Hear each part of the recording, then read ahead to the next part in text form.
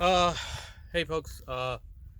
Very blessed in the desert out here in the desert. I want to talk about a couple of things here real quick that have come up fairly recently in some various online groups and stuff like that. The first is this sort of talk and debate about budget AR makers and the thinking that well it's okay that they're maybe not the best because they're affordable, and then that way, and being affordable means that everybody can buy one, and we can just have everybody gets an AR, and that's the American way. You know, in these days with a lot of attacks on Second Amendment and rights as shooters, as collectors, as whatever.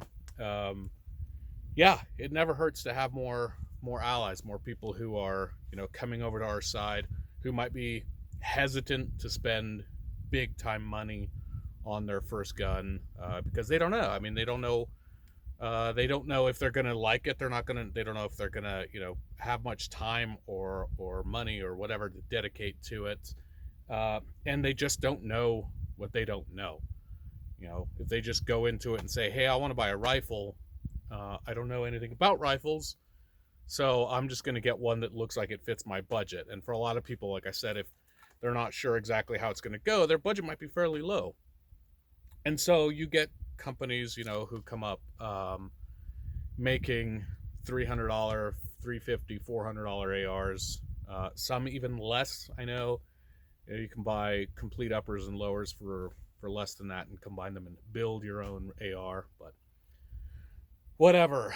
Look, I'm gonna kind of approach this from two different ways. One is purely from the standpoint of I love having more shooters. I love the idea of anybody who wants to support the Second Amendment and support our rights. I love that they want to be involved in that way, even if it just means buying a gun. Like I don't even care if they're going out and training. I want them to get trained. I want them to find local classes and find concealed carry classes and get licensed if your state requires license. I want that. But if they don't, that's also kind of fine, because when you start looking at the arguments that get made on the anti Second Amendment side, part of it is like, well, gun ownership is down, fewer people are buying guns, and the truth is, there may be fewer people buying them. I'm buying more. You're probably buying more. And the fact is that every person who goes out and buys one for the first time, I don't care. I mean, that's great. That's those monthly numbers that come out and they tell us, oh, Nick's had 200,000 checks in July of whatever, the biggest month, biggest July sales, or Nick's record check month of whatever, That's great, because that helps to just normalize everything. You can't come at me and say you shouldn't have those guns because they're not in common use, when I can point to you and say, what are you talking about? 800,000 people bought these guns last year. How can you say they're not in common use? That doesn't make any sense to me. And so from that standpoint, I love that there are all these budget makers, these budget companies that are out there building stuff, because again, the fact is, a lot of these people are going to buy that gun and they may never even shoot it. They might get it, take it out to the range so they can show it off to their friends. Guys, check out this thing I just got. And they're going to shoot 100 rounds in it the first year they own it. And then it's going to sit in the closet. More power to them. I mean, I'm not here to twist people's arm and get them to shoot. If they want to shoot, I'm 100% going to support them. I'm going to support people in every possible way that I can. If it's just going out to shoot with them, if it's helping them find classes, if it's imparting any knowledge that I might have, to help somebody else progress in their journey, if you will. And the second point that I want to make is the simple fact that years and years ago, that was me, man. I got into guns kind of late in my life, relative to a lot of people I know who, they say, oh, I grew up hunting with my dad, and ended up, grew up with shotguns, and I had a 22 when I was 5. That wasn't me. I came along, I didn't start shooting till I was in my 20s. I was 20, let's see, 26, 25, 26, something like that when I bought my first gun.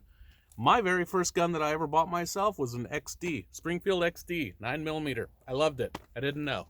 I had some problems with it. I still own it. Haven't shot it in years. And that's okay, because I learned, I moved, I progressed, I moved on. I'm making better decisions now. But on the point of budget ARs, low cost ARs, starter ARs, if you will, in 2008, summer of 2008, I bought this guy. This is a Smith & Wesson M&P 15 Sport, and this is not the Sport 2. This is the original Sport model. I'm going to tell you that for the most part, I know it looks very different. It doesn't look like a M&P 15 Sport that you might buy, but I assure you it is. The only things that have been changed to it that are not cosmetic is I got stupid and I was like, I don't want that front sight post, so I removed it. And it caused me all kinds of headaches and all kinds of hassle finding a gas block that worked on it. Finally, I went with this guy. It's from Yankee Hill Machine. Works great. But, some folks here, especially locally, they know this gun. They know that this is, I think this gun was about $500, And this was 2008, summer of 2008 or early fall. This is the gun that I bought when I didn't know anything. I didn't know to buy Colt at the time. I probably wouldn't have, because I was, I was a grad student, not making any money at all. So, I bought a cheap gun. I put a little like $50 quad rail on it. I got a stupid UTG grip on it, and then I saved up a little bit more money, and I thought, well, I'll put an EOTech on it. And the EOTech really probably costs more than the gun itself, but that's neither here nor there. I bought it used because as I owned this and went out and shot and met some people, I met folks who had stuff like used EOTechs, and that's kind of where I want to go. That's what I want people to do.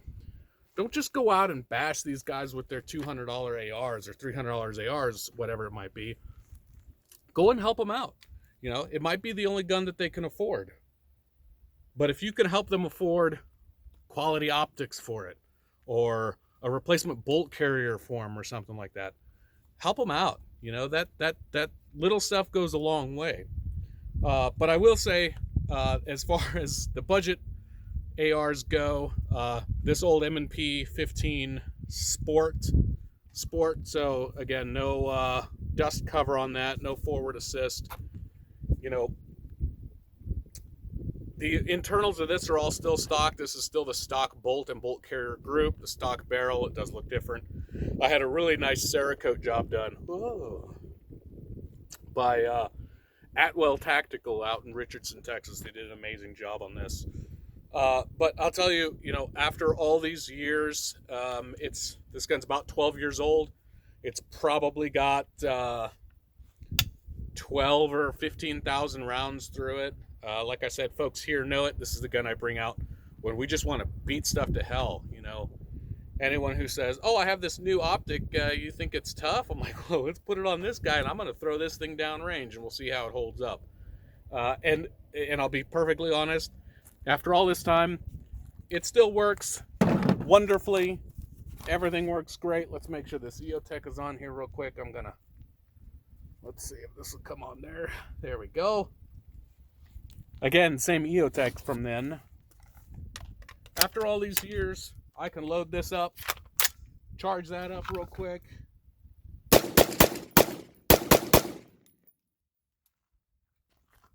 And it shoots just fine. So, that point made there is that just because something is budget or cheap or whatever, doesn't mean you shouldn't expect it to work. And I expect this gun to work. Again, I'm not very good to it. I don't mind just tossing it around. It's a good gun. So that's the points that I wanted to make today, just real quick. Talking about, cheap guns, getting people involved. If you see folks with Palmetto State Armory guns, with Radical Firearms guns, with Bear Creek Arsenal, whatever it happens to be, help them out. Don't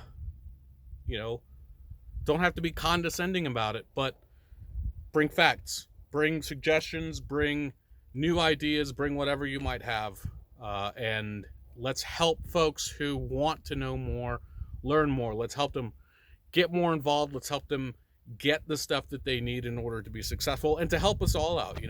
It's kind of selfish, of course, because helping them helps us. All right. And then my last point for the day, again, because of some varied discussions on the internet all week,